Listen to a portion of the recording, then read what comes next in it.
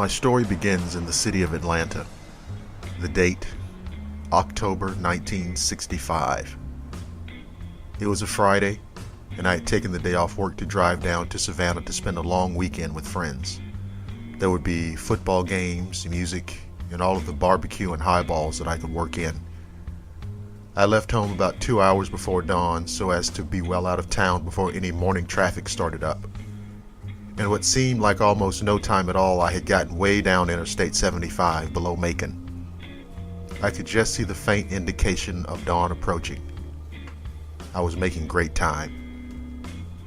There were lots of little towns and farms sprinkled here and there as I drove south, but mostly there were long stretches of nothing, with trees on both sides of the highway as far as I could see.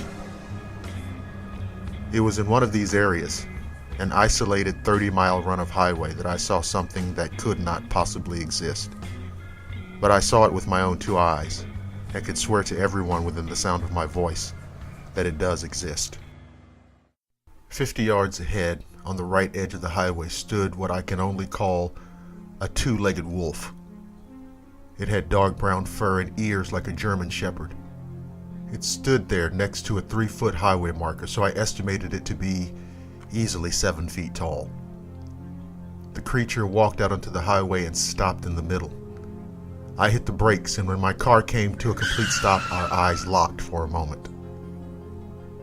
It raised its snout into the air as if catching a scent, and then went into a full run across the highway into an endless ocean of pine trees.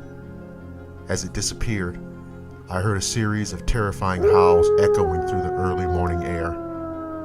Stunned, even shocked, I turned the music up on my radio and continued on my journey.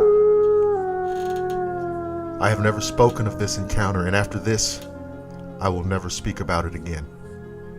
I have lived with the horror of those brief moments all these years, and the understanding that monsters are real.